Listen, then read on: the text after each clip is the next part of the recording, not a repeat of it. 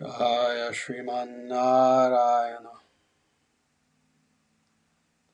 Jaya Shri Shri Radha Krishna. Sanatana Dharma Jayate.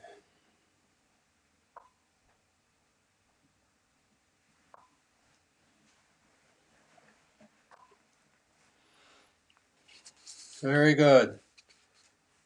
Welcome everyone. And just to make 100% sure, can everyone please tell me if you can hear me? Because we've had difficulties in the past with audio. So if everyone can please confirm, can you hear me? Before I go on and give a talk only to myself, which I don't want to do. Can everyone hear me?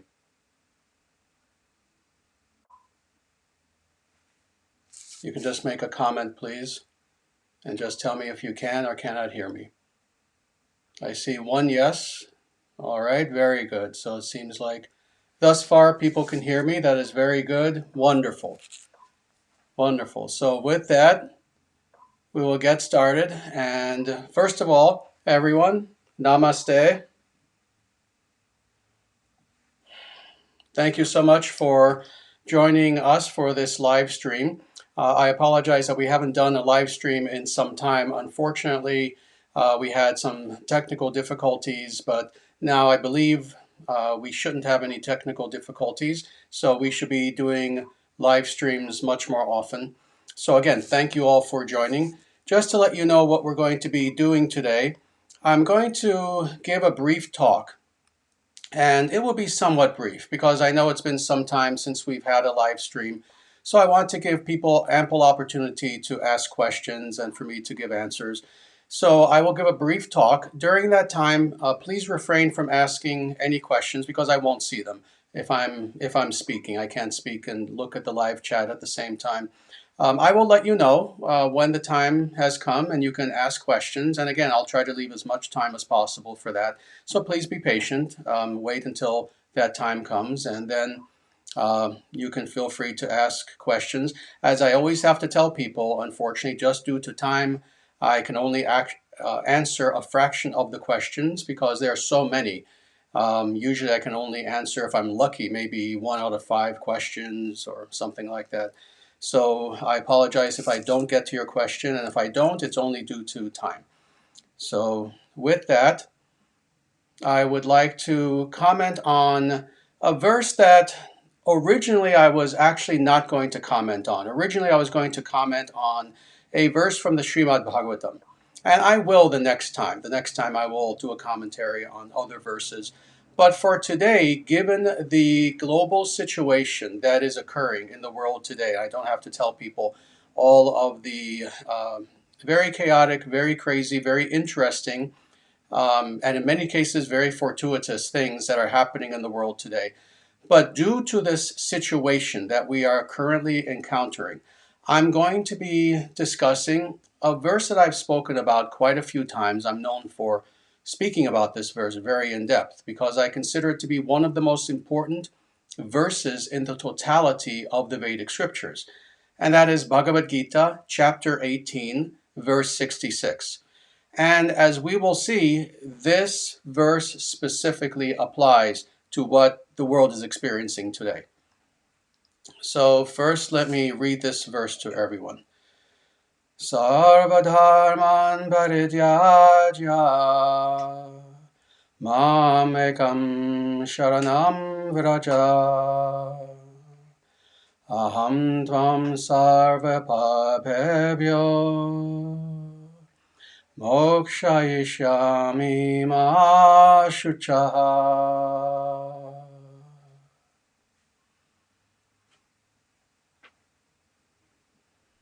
That is the Sanskrit of this verse. And this verse is again from Bhagavad Gita. It is Krishna speaking very directly to Arjuna. And this is really, one could say, the culmination of the Bhagavad Gita, of all of the teachings that Krishna has given to Arjuna in the Bhagavad Gita. This is the culmination. So this verse is crucial. This gives the essence of what Krishna was teaching 5,200 years ago in this work. And let me read what is my translation really. And it goes like this. Krishna says to Arjuna, abandon all varieties of man-made paths, Sarvadharman, and just surrender unto me. I shall deliver you from all sins. Ma shuchaha. Do not fear. This is how Krishna ends his teaching in the Bhagavad Gita. And again, just very quickly, I just want to go through this and explain why this verse is of importance, not just in general. Generally speaking, this verse has always been of importance. This verse is known as the Charama Shloka. It has always been recognized as one of the most important verses in the totality of the Vedic corpus. But I'm going to discuss also why this verse is of importance to us right now on this date in 2020 with the crisis that is currently happening. So let me just go through this. First, Krishna says, abandon all varieties of man-made paths. So this is very interesting. This is the nature of Dharma, that Dharma is not merely a sect. Dharma is not merely some ideology that was created at some time by some person with an overactive intellect who thought he came up with a very good idea to explain the nature of the universe. That is not Dharma. Rather, what Dharma is something that in the scriptures is called aparushaya. It actually transcends anything that is created by human beings and by the human mind. Thus, Dharma is Sanatana. It is the eternal, natural way, the natural law of the natural order. So this is what Dharma is. This being the case, what Krishna is saying here is abandon all varieties of indeed the opposite of Dharma. Ideologies, paths, speculations, concoctions, ideas that indeed did come about due to human beings trying to figure their way out of their situation, spiritually, philosophically, politically, etc., whatever the specific ideology is. This can apply to this Sarvadharman.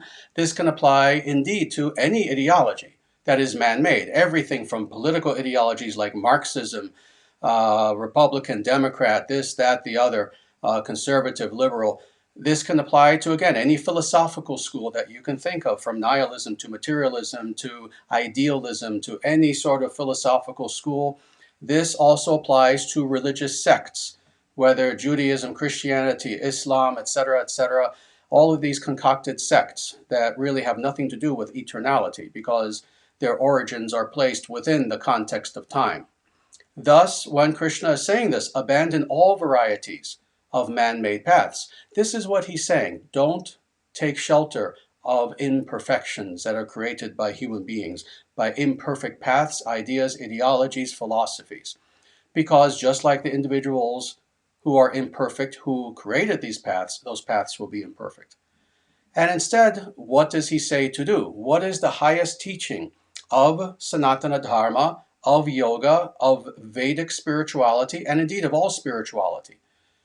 It is very simply to surrender ourselves at the lotus feet of God, at the lotus feet of Bhagavan Sri Krishna, of Sriman Narayana. This is the highest path. This bypasses all other paths, even Vedic paths, interestingly. And why is this the case? Well, very simply, what is the goal of spirituality? Going to the very essence of what is meant by spirituality. What's the goal? Very simply stated, we are in ignorance. We are in illusion. We are in illusion due to having surrendered to our ego, to an artificial, constructed sense of who we are, and thus living in illusion. We are slaves of our ego. This is why we suffer. This is why we are not happy. This is why we are in illusion, in ignorance. Thus, the real core, the real essence of all spirituality is something that is twofold. Number one, to relinquish once and for all that false ego that has made us slaves, that has made us bound to that which is not true. That's the first part. But then secondly, to not just stay there having abandoned false ego and thus just kind of being a void, but then positively, we are to surrender our lives to truth. We are to surrender our lives to what is, to what is ultimate reality. And what is ultimate reality? Well, ultimate reality consists of knowing who we truly are in our essence, in our soul, that is knowing our soul, knowing our Atman, our true self. That is something that transcends the false ego. Not false self, but true self we are to embrace and to know. But more, we are not to merely stop there. As great an attainment as that is, we are meant to go even further. And that is, we are meant to know the soul of our soul. We are meant to know that being who is our source, and that is Bhagavan, that is the Lord, that is God.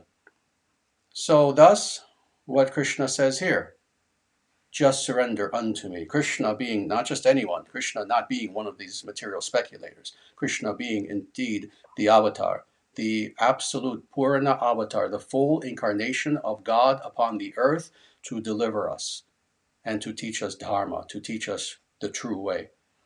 Thus, Krishna says, very simple, just surrender unto me. Very simple in words, in actions, something that might take truly a lifetime. But now we go on. He says, I shall deliver you from all negative reactions, from all sins. Thus, this is why we surrender, because ultimately we are surrendering to the purest of the pure, the most good of all good, the source of all that is auspicious.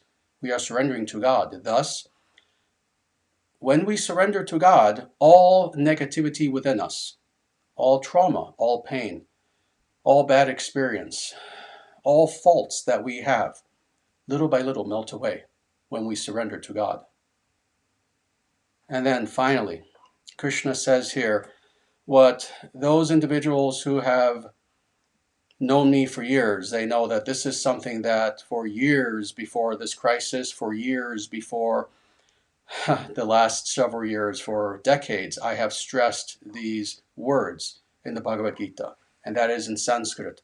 Krishna does what is called the Abhaya Mudra. This is a mudra that says, do not fear. And this is what Krishna says to Arjuna, do not fear. This is what God says to Arjuna in the Bhagavad Gita to end his teaching. And how truly amazing is it that today, these days, the last several weeks, the last several months, and stretching into the future for a few weeks, a few more months to come, this is the teaching that we need to hear today, more than anything. In English, 3 words, do not fear. This is what we need to know. Generally speaking, this is true, but especially during a crisis like this, especially during a crisis in which, indeed, there's speculation, tremendous speculation going on throughout the world.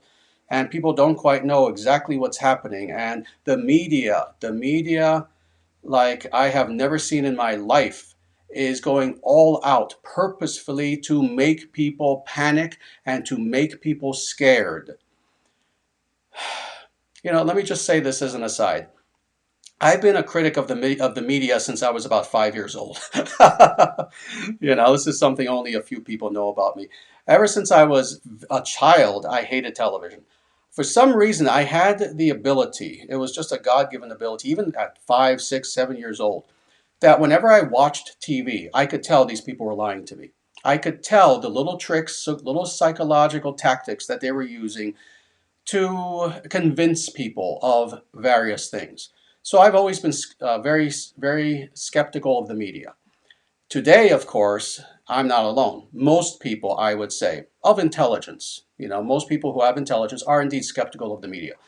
What we have seen now is truly amazing. We have seen the media as an organ of propaganda, as a propaganda machine, go out of its way like at no other time since the creation of the media, to scare people to death and to convince them that the world is going to come to an end, and that the very opposite of Ma Shuchaha, that they should fear, they should fear, they should fear. This is what the media has been telling us. And now I'm telling you, and more, Krishna has told you for 5,200 years, do not fear. Do not fear. Because ultimately there truly is nothing to fear. We have to understand that, especially if we are devotees of God, especially if we have endeavored to surrender to the will of God in our own way, whatever way we can, to whatever degree we can, we are protected. We have to understand that God is indeed our best friend. More so than anyone who we have in this world, God is our best friend. God is with us at all times. God is around us. God is within us, within our very hearts. And as a result, we have zero reason to fear either this crisis, coronavirus, the chaos that's happening in the world. And sadly, that will continue to get a little bit worse as time goes on over the next few weeks. We need to understand that this, if anything, is a tremendous opportunity for us to grow spiritually. We need to understand that while, yes, this will be a time of a little bit of suffering, austerity, people may run out of a few essential needs for a short time, etc. Eventually, people may be forced to stay in their homes. We may lose television. We may lose the internet eventually. We have to understand that this is a time of opportunity. This is a time in which distractions are purposefully being taken away from us in such a way that we now have two choices. Once the internet is down, once television is gone, newspapers cease to print, and I do believe that time is going to come within the next few weeks, probably, maybe a month or so. It's hard to know exactly the timeline, but when that happens, there will be two choices. When we're at home without TV, without internet, we can either choose to use that time foolishly, play video games, watch a lot of pornography, read a lot of garbage, eat a lot of junk food, sit on your couch and just be scared and be scared and be scared and lose this opportunity. That's the first choice. The second choice, on the other hand, is to use this opportunity for a short period of time. If you're not doing so already, but if you haven't, to use this opportunity for a short period of time to live like a sage, to live like a yogi, to live like someone devoted to truth and devoted to God and devoted to going within as a yogi, as a meditator, to increase your experience of the presence of God, to know yourself better.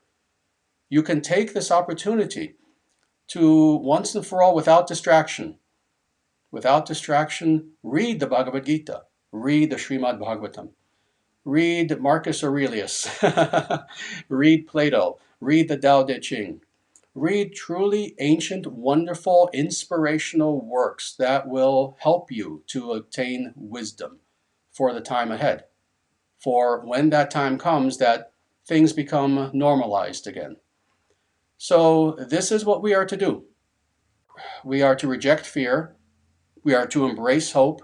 We are to surrender at the feet of God with all of our being, with love, with trust, with faith, knowing that ultimately we are protected and there is indeed nothing whatsoever to fear. So with that, thank you very much. As people who know me know, I could have talked about this verse alone for another 15 hours, but again, I wanted to make it very, very short. And with that, I'm going to attempt to answer some questions. Again, I apologize. I am not going to be able to get to all questions at all, but I will do my best. So if you will please give me a few moments, I'm going to take a look at these questions and see if there's anything very specific that people would like answered. Someone mentioned the recent interview that I did with A.J. Hogue and thanked me for that. Yes, well, thank you for that comment, actually. A.J. Hogue is a truly amazing, wonderful individual. And if you are one of his students and you follow him, well, you're very fortunate to have him as a guide. He's a truly wonderful person. In addition to that live interview that I did with him, we are going to be releasing the somewhat better edited, because that was a live stream. So we had actually a two-camera perspective. We're going to release the edited version of that interview, hopefully later tonight, tomorrow morning at the latest. And that's going to be one of the most important videos that we will have released. So look for that. Is chanting the name of God the same as surrendering to God? Sriram Varadarajan asks that. So is chanting the name of God the same as surrendering to God? Well, thank you, first of all, very much for that wonderful question. That is a good question. They let me answer this in this way. Technically speaking, they're not exactly the same. This is the reason why. The first one is sadhana. The first one is a type of sadhana, it's meditation per se. And the goal of meditation is indeed to get to the point where little by little we can indeed surrender to God. So while chanting the names of God, let's say, is a process, surrender to God is a state of being. So there is certainly a very deep connection between the two for this reason. First of all, you are to cultivate a sense of surrender to God, indeed, as you are meditating upon the names of God. And of course, you meditate upon the names of God with the goal of coming to a point of full surrender at the feet of God. So, of course, there's a link between the two, but technically speaking, they're a little bit different. So, again, reciting the names of God, that is sadhana. That is something that is a process by which, little by little, we melt away illusion and we come to experience God's presence more and more. Of course, as we experience that presence, we then surrender to God more and more. So this is another thing that is important to understand. Surrender is indeed a process. It's not something that you just kind of make a statement, oh God, I surrender to you, and well, that's it, I have liberation now. No, it's a process that we surrender more and more with the goal of finally full surrender to God. So with that, please give me a moment here.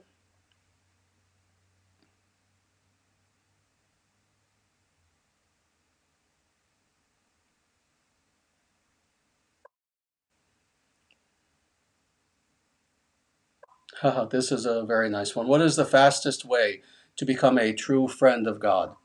It's a very nice question.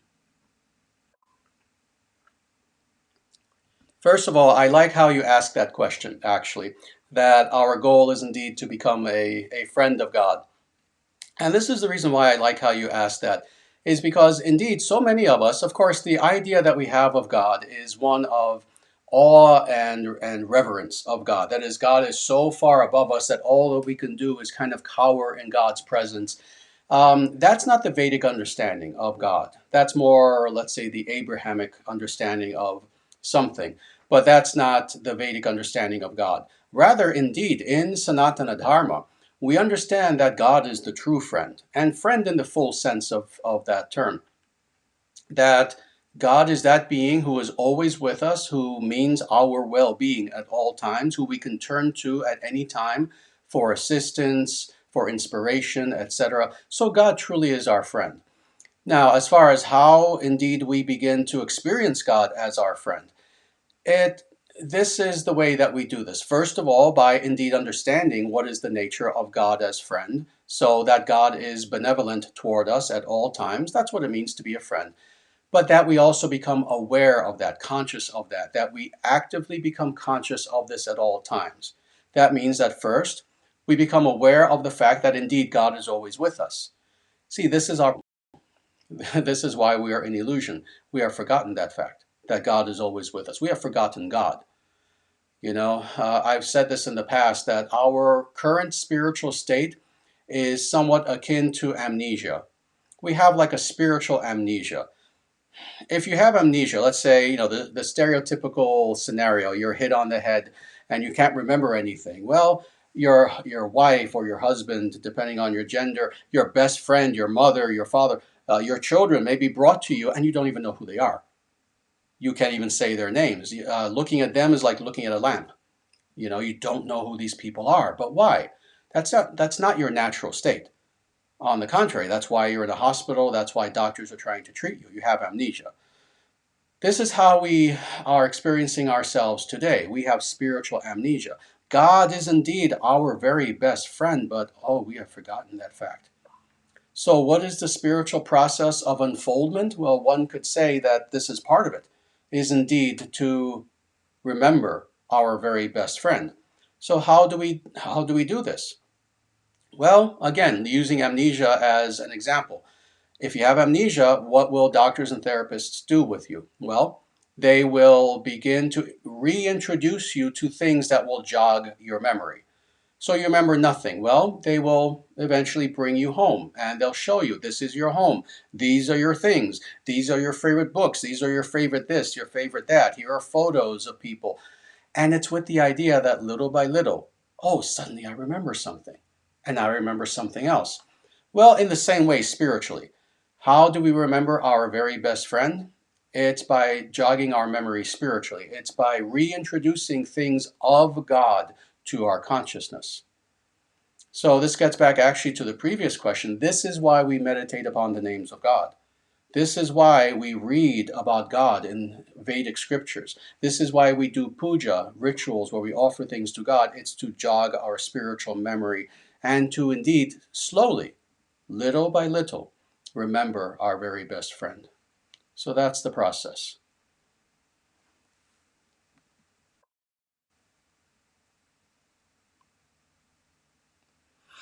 Can you elaborate on the meaning and purpose of the storm? What should we be expecting to happen? Is a solar flare, cosmic transformation approaching? What is the Vedic view? Well, as far as solar flare, cosmic transformation, I don't want to really comment on that so much. As far as the storm is upon us. This is something that I have said in our previous video that came out just about 2 days ago. It's called COVID-19 Do Not Fear. It's a short video, about 10 and a half minutes, and for the first time, I believe, on video, I said this, that the storm is upon us.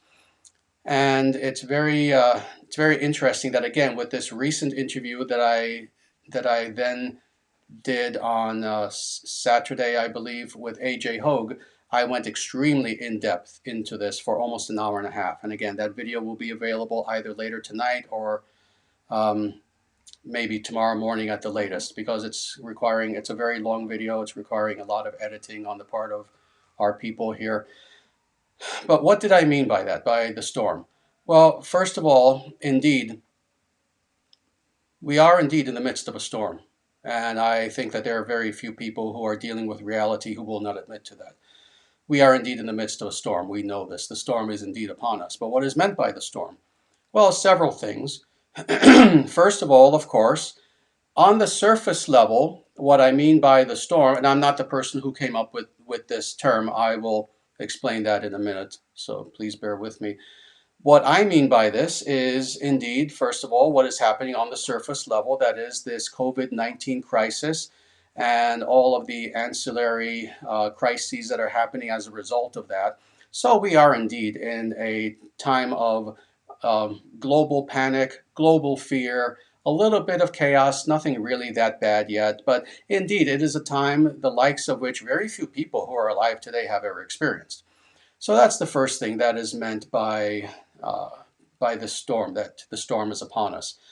The second thing, however, and again, please bear with me, this video will be available of this interview that AJ Hogue did with me, and I go extremely in depth, much more than any other video or teaching I ever have on video. But the second level is this, that there are indeed activities that are occurring unbeknownst and unseen by the vast majority of individuals in the world today that very few people know about. And that also is the storm behind the scenes. This storm behind the scenes is ultimately extremely positive. There are many negative things happening with that secondary storm. That is a lot of negative things happening to very evil people.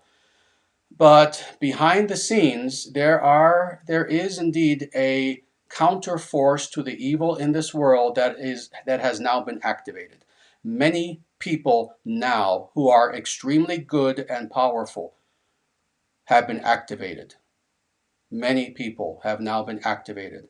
And what that means is that there are people behind the scenes, some of whom you know, if I mention their names, most of who you will never know, who right now are using the cover of this COVID-19 storm to, behind the scenes, eradicate evil from the face of the earth. And they are creating the infrastructure of what I have been telling people all of my life is coming, and that is a golden age. They are quite literally beginning to create the infrastructure for this by negatively eradicating truly evil people in the world an evil cabal who has ruled our world for longer than any human being alive today has been alive. They are quite literally eradicating these people. And this is just the start. This will go on for several months, actually, but more. They are creating, again, the infrastructure for the world to come. So without going very in depth, let me just say this. And again, this other video that we will release either late tonight or early tomorrow will go very in depth. Let me just say this, and I don't say this lightly. People who know me, who have known how I teach, know I don't say anything lightly. Let me just say, when all of this is over, when this COVID-19 is over and it's a memory, we will be living in a new world. We will not recognize the world anymore, and I mean that for the better. We will be living in a new world that will be free of its chains, in which the propaganda of mainstream media will come to an end, in which very wealthy, very evil, demonic individuals who very quietly have been ruling our world and causing pain to hundreds of millions, if not billions of individuals, they will have their power snatched away from them in such a manner that they will never regain it again. And more truth will begin to come out very quickly. The truth about the true history of the world, the ancient world, the world preceding the last 2 centuries, and the world as it exists right now. True spiritual truths will come out, etc. Again, I can go in depth about this and talk about this alone for probably a dozen hours, but let me just leave it at that. That is the storm. We are in the midst of the storm. The storm is upon us. We are to not fear.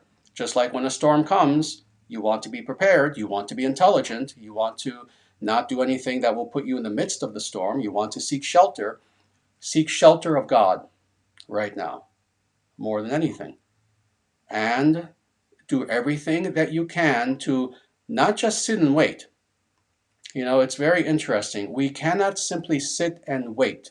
On the contrary, now more than at any other time, we are to be more active in ourselves, helping others, helping to very gently and with compassion teach others what is the truth of our world, spiritually and on every level. We ourselves are to be activated in every way such that we help to bring this golden age about. So believe me when I tell you this, things are happening. But we are not to simply sit back and do nothing. On the contrary, the message of those individuals who have been trying to teach us for years, including myself trying to teach you for years, is this: it is up to you. It is up to you to lead. It is up to you to do, to lead by example. It is up to you to take these messages that you have heard on our channel, the Dharma Nation channel, our books, our teachings about Dharma, etc., and to help us to spread these teachings throughout the entire face of the earth. Because it is indeed the teachings of Dharma that will serve as the philosophical foundation of the golden age that is about to come. So I personally ask you to please be as active as you can. Spread the link, share all of our videos on Dharma Nation to as many people, as many forums, as many groups, as many Facebook pages, as many anything, any social media that you are on as is possible. And in this way, we will contribute what we need to contribute to help bring about a beautiful world. Very good. Simply check the time. It's very nice. We still have a nice amount of time. And let me see if there are any other questions.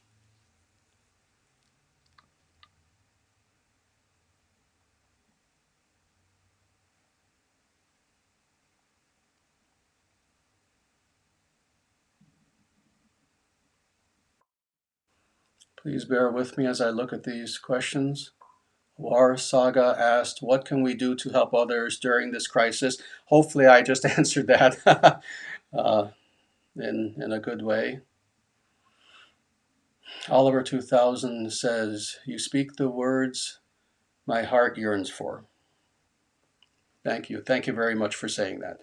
I know that actually you're not alone. These are These are words that the hearts of many, many, many people are yearning for, and not just because they're coming from me, but because they're coming from truth. They're coming from Dharma.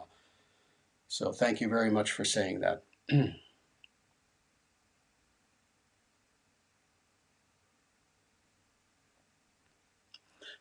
Here's a question from B. He says, he or she, says, Acharyaji, is the concept of God in Marcus Aurelius and the Stoics the same as in Sanatana Dharma? Is the goal of meditation in the Stoa the same as Bhakti Yoga practice? Very, very good question. Yes, I've read Marcus Aurelius, and wonderful book. Let me just say this, and excuse me for one moment.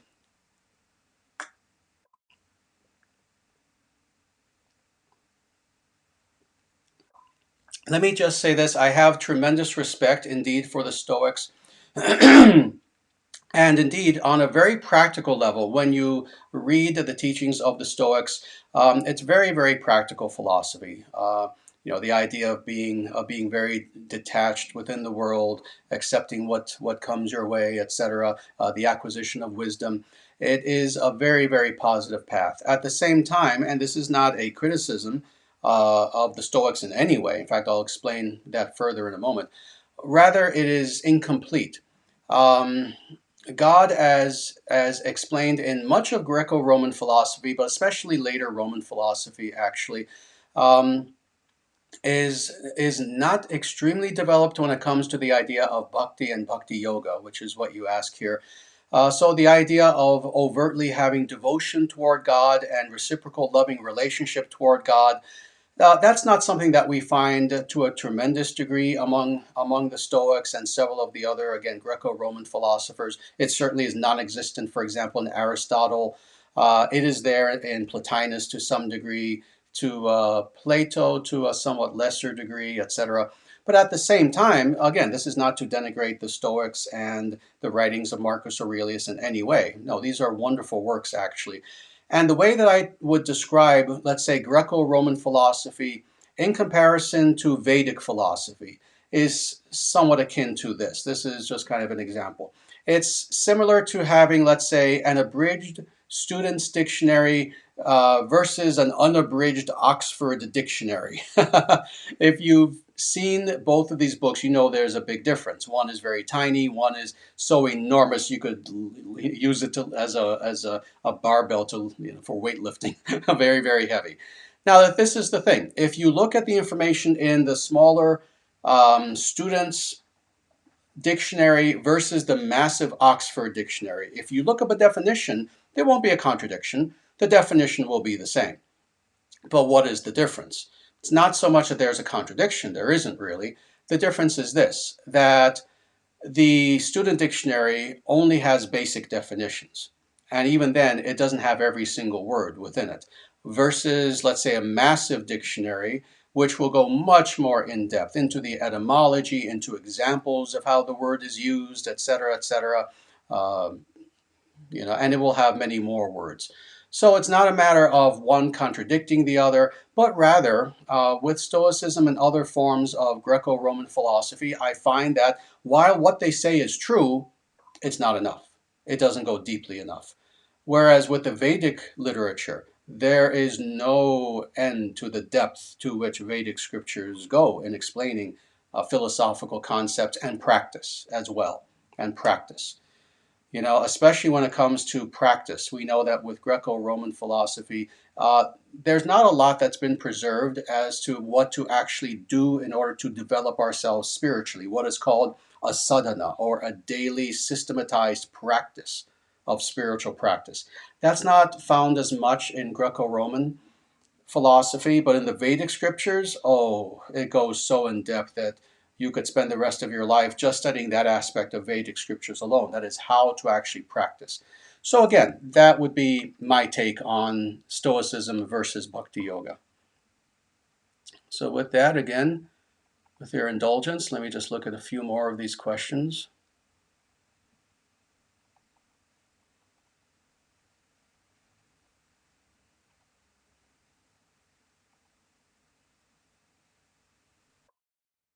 Hmm. This is a somewhat heavy question, but I believe I'll answer this because it's important. And this is a War Saga again. What do we do if our family are impure and adharmic and support the degeneracy that's being pushed on society? Let me explain why I'm going to answer this question. It's because it's an important question and it's a prevalent reality that so many people have found today. That this is what happens. And again, for myself, as someone who I've been a spiritual teacher for 32 years now officially, since 1988 or so. And I have found this to be the case so many times that you'll have an individual who, as an individual, that person becomes very interested in spirituality, very sincerely so. They may have been living any variety of lifestyles beforehand. Maybe they were quite pious and good. Maybe they themselves led a very wild, very crazy sort of lifestyle. But in any case, now they have embraced spirituality very sincerely and they're practicing and they have seen their own lives transformed for the better. They have become more peaceful and more wise and more patient and et cetera, et cetera. They feel a close connection to God. But then the problem that will sometimes arise is that that happens for them as an individual, but then others in their family don't necessarily share that same enthusiasm.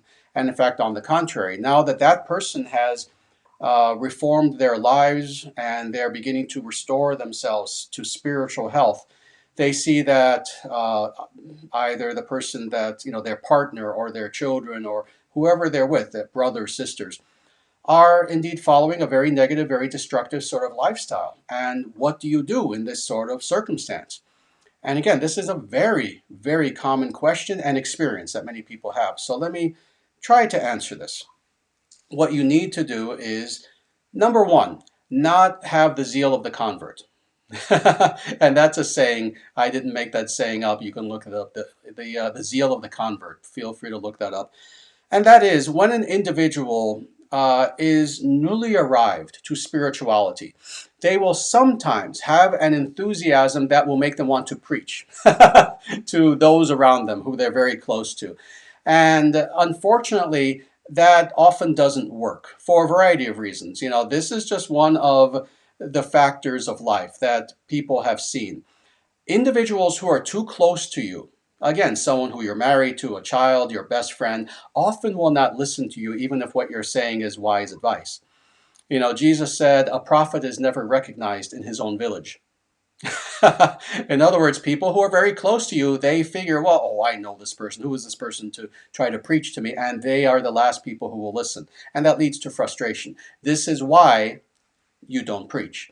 Rather, what you are meant to do with such individuals is, first of all, you don't give up on them. You have patience. You have compassion.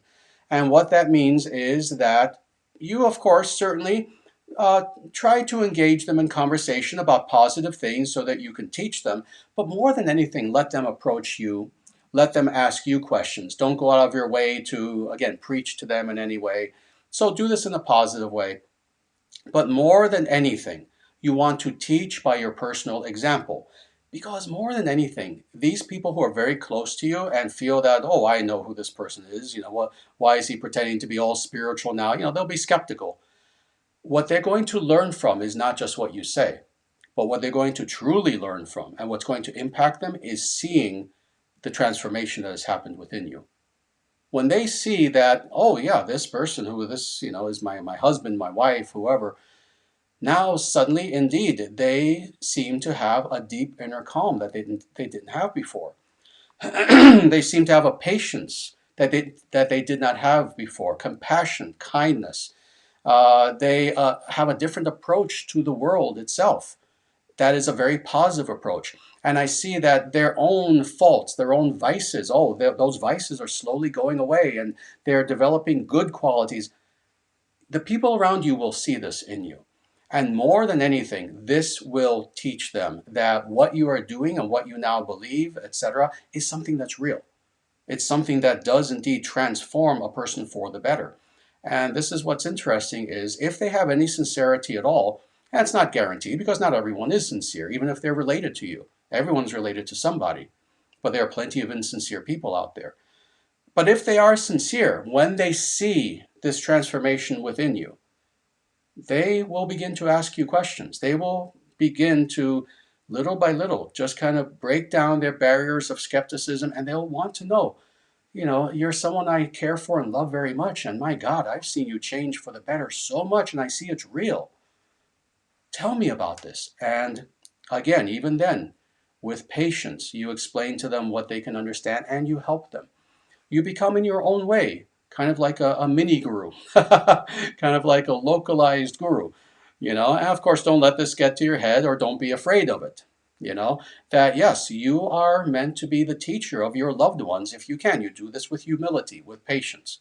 And little by little, you help them to indeed get out of the swamp of degeneracy that has become the norm in our culture today. Because something has become the norm in a given culture does not mean it's good. Does not mean that it should be followed. So always keep that in mind, and you're correct about this. Our world, beginning sadly with the Western world, with America, Europe, but now it's spread everywhere. Our world has indeed become morally, ethically degenerate in the last roughly 50 years. There is no doubt about this, and people now, those who denied it, don't anymore. We've seen it now. We've seen how bad things have become in the world. Well, that's not reality. Doesn't matter if everyone's doing it. See, that's always the excuse. Well, everybody's doing it. Everybody believes X. Doesn't matter if X is wrong. So it seems that you indeed understand this. So patiently try to teach them as much as you can with compassion. I hope that helped. Very good. Let us go on just a little bit more. And again, please be patient with me, because there are so many questions. I have to just go through them and find some questions I feel are representative and should be answered, especially for people's benefit.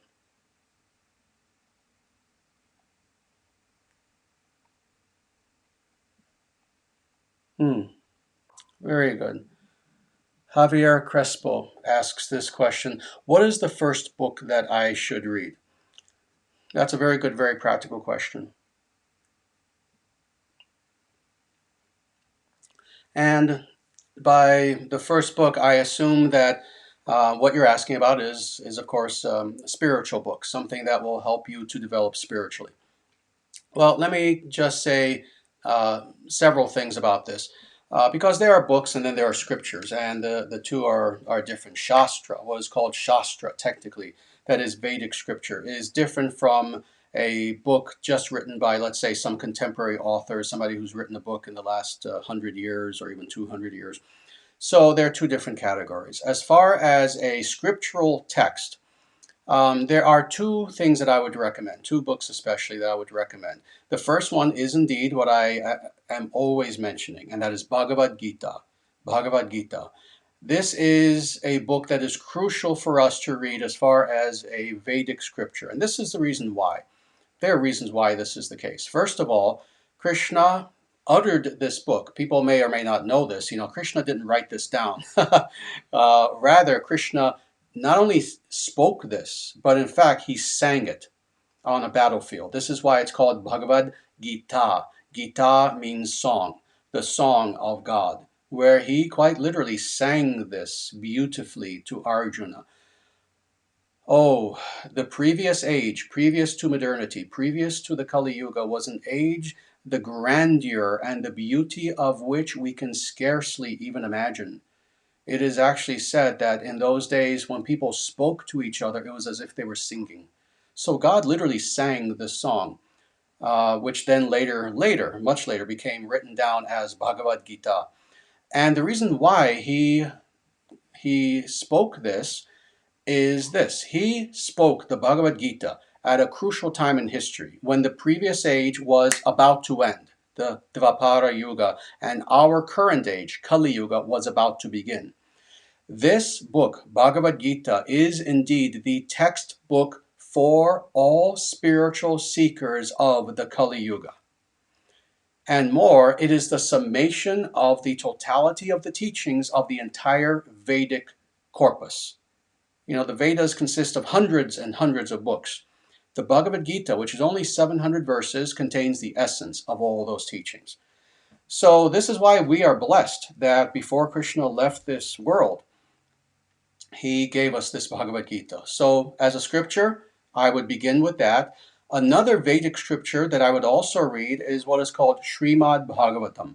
Sometimes it's called Bhagavata Purana, but it's more known in America as Srimad-Bhagavatam, in Europe as well.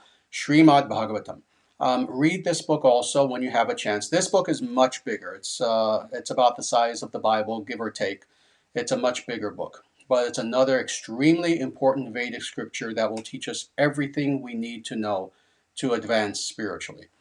As far as books that are not scripture per se, well, certainly people know that I've written several books, and they're not just ordinary books. They are meant to be Summa Theologicas. They are meant, to use the Latin, they are meant to be books that present the totality of Vedic philosophy perfectly, systematically, in a way that people in the modern world can understand without difficulty. So the main one of these books is indeed called Sanatana Dharma, the Eternal Natural Way. That is our main book. That book is almost 500 pages, and it is the introduction to Vedic philosophy. That book is available at our website, dharmacentral.com. It's available on Amazon. It's available many places. There's also a study guide, a different book that goes along with that. It's called the Sanatana Dharma Study Guide that will help you to study that book. In addition, we have another book that is called the Dharma Manifesto. That's a smaller book that goes very in depth into very practical issues, how to apply Dharma to today's world, economically, politically, socially, culturally, etc. The Dharma Manifesto is the name of that book. Another very nice book that we have available is called Living Dharma. That is a book of, I believe, 450 or so aphorisms that I've written that deal with every aspect of Sanatana Dharma. And again, these are short aphorisms that are very inspirational but very insightful. So that book is called Living Dharma. All these books are available at dharmacentral.com as well as on Amazon. In addition, another contemporary author who I would recommend, when I say contemporary, I mean he passed away 40 years ago, A.C. Bhaktivedanta Swami Prabhupada. Any books by him I would strongly recommend. If you can't remember that full name, just remember Prabhupada. Prabhupada. Look up any books by him, and I would strongly recommend that you read his books as well, including his commentaries and translations of Bhagavad Gita and Srimad-Bhagavatam that I mentioned previously. Very good. Someone says, Hare Krishna, and Hare Krishna to you as well. Very good. And again, please be patient with me as I look upon these. I probably have time for just one more question or so. There are a lot of very nice comments, but I'm trying to look for questions as well. Joaquin Castillo, very nice question here. Does meditation slash prayer connect you with your life's purpose? Oh, absolutely. That's a very good question, and maybe this will be the last actual question that we'll do, just due to time. And let me answer that. Meditation and prayer are indeed crucial for understanding our own personal life's purpose. And let me explain. There's a Sanskrit term for this, that is our own life's purpose. That's called svadharma. That is our own dharma, our own nature, what it is that we ourselves, as a person, as an individual, what we are meant to do, what we are meant to accomplish with our lives in the world. Yes, meditation and prayer are crucial to understanding truly, without illusion, without speculation, without making a mistake and veering in the wrong direction, to help us to truly understand what our life is all about as an individual. See, this is what's wonderful, is that when dealing with Vedic philosophy, of course, Vedic philosophy applies to all beings, to all sentient beings. But then we're all also individuals, and we remain individuals spiritually. See, there's nothing wrong with being a personality spiritually. People often make the mistake of thinking that, oh, that's due to ego, that we think that we're a personality. No, no. There's persona, which is ego, but then there's spiritual personality. We are eternally an individual personality. And that being the case, we each have what is called a svadharma, that is our own life's purpose. How we know this is indeed by going within. You know, we don't know our life's purpose by just observing our external environment or by just listening to what others tell us to do. Oh, on the contrary, we have to often question when people are just trying to tell us what to do and dictate to us. No, we have to look within. We have to know ourselves. This, of course, under the guidance of an authentic and legitimate and qualified guru. That is, an individual who themselves, they've transcended ego. They have achieved liberation.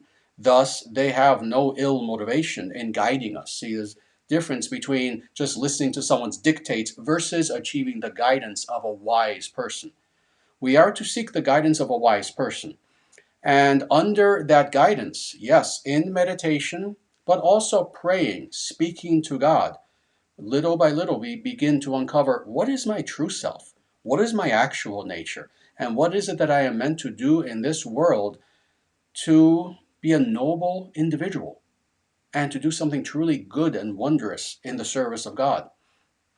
See, it's interesting. It's very good that you mentioned meditation slash prayer because they go hand in hand. Both are important. You know, I've explained this, that in prayer, we're speaking to God. You know, and this is natural. There is no religion on earth in which there isn't prayer, where we try to speak either to God or the gods or some being who is above us, some benevolent being who is above us. But prayer is a one-way street. It's us talking to God. In the case of most people, sadly, talking at God. You know, we try to dictate to God, oh, please give me this and give me that. But in any case, prayer is us communicating to God. But this is why I always try to point out to people. If we're having a conversation with someone we love, is it the case that we just speak and we don't listen? No, of course not. You don't do that with someone you truly love. Rather, conversation is a two-way street. We speak, but then we're quiet and we listen. We hear, we experience. So this is where meditation comes in. In prayer, we speak to God. In meditation, we open ourselves to God's response.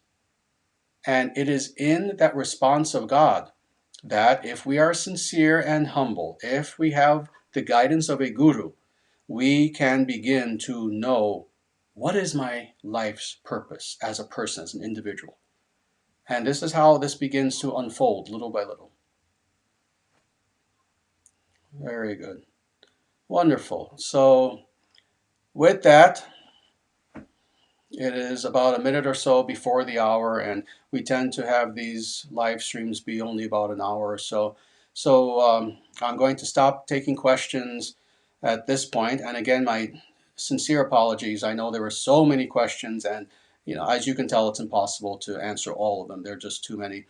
But again, we will be doing this regularly. This seems to have worked this time, so I'm sure we will do this regularly. If I didn't get to your questions this time, I'm sure in the future I will. Thank you for your patience. And thank you also for being here very much. You know, we actually do almost nothing to publicize these live streams. That's been on purpose because we're just kind of experimenting. In the future, we will open these live streams to a truly massive audience. And at that point, probably have thousands of people in attendance. But again, we purposefully didn't publicize this very much. Before I leave you, let me just reiterate several things very quickly. And first is this. Let me reiterate what I was saying before. With this crisis that is going on throughout the world, see this crisis not just as something negative, but as a blessing from God, as a blessing. That as difficult as things may be, in a way, you are being given the blessing of the opportunity of living like a yogi now. Again, many of you have been, but for those of you who we're somewhat wary of taking that next step and truly living a lifestyle of simplicity and humility and uh, just deep spiritual practice and experience. Now you're going to have this opportunity. So approach this in a happy way, actually. You'll notice that in the last several days with the interviews I've done, with the videos that I have done, while I will be talking about very serious things, I do still laugh a lot and will say funny things once in a while and joke about things a little bit. And this is why we have to have a balanced approach. Oh, let me not lie to you. I never do lie to you. I never will lie to you. We are approaching a time that is extremely serious, where immense things, intense things are going to happen. But at the same time, we have to take a balanced approach where we approach this time seriously, not in a foolish way, with discernment, with wisdom, with caution. We have to be very serious in how we approach what's going to happen. But at the same time, we can't be morose. At the same time, we must not be depressed. At the same time, we must always, always be hopeful and have a smile on our face and realize that, yes, God is with us. If you've never experienced the presence of God before, this is the time to open yourselves through practice in such a way that you begin to truly experience the presence of God. So please take advantage of this opportunity. The other thing I want to say is this. I've said this before, but now is more crucial than at any other time. For those of you who know me, again, I have been teaching spiritually for 32 years. I'm not like other people who claim to be spiritual teachers. I think you know that. I don't do this to make money. I actually make zero money doing this. I actually get zero material benefit in any way. I have been a spiritual teacher for one reason, and that is in 1986, my guru told me to be a spiritual teacher. And when he told me that, I didn't jump at, at the prospect. On the contrary, it haunted me for years. And I just thought to myself for years, why did he say that to me? Who am I? And as many years went by, I realized my personal role to bring this teaching of Sanatana Dharma to others and to the world with humility and with whatever small skill that I have.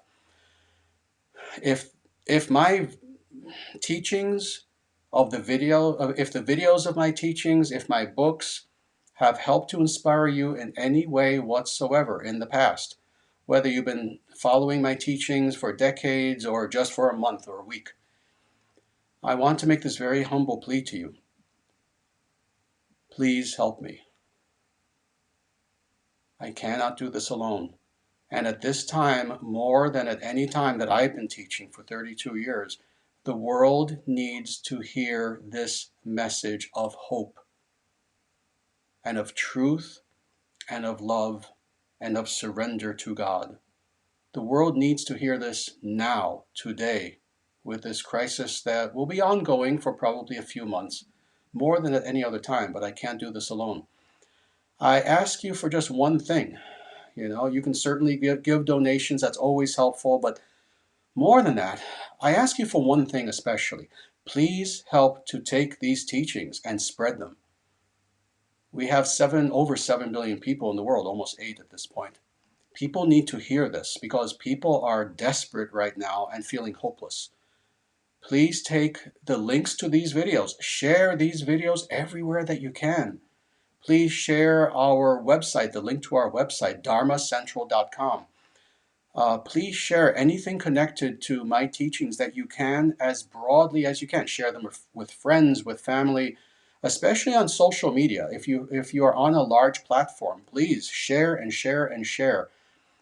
Because I cannot tell you just over the last several months how many people have contacted us and said things as dramatically as these videos literally saved them from committing suicide. So please share these videos because these videos, by God's grace, are saving lives. So that's what I would ask of you. So with that, thank you again for everything. Please don't worry. Please do not fear. Please know that you are not alone, wherever you find yourself and however you find yourself during this crisis. Please know that God is with you. Please know that you are part of God's family, and never feel alone.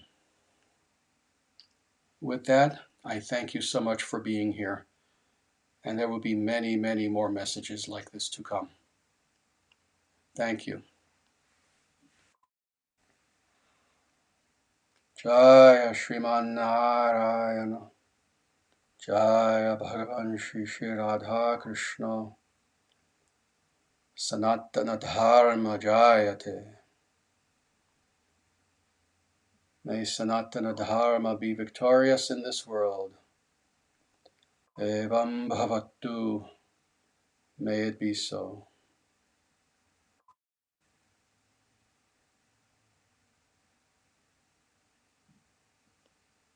Thank you. Namaste.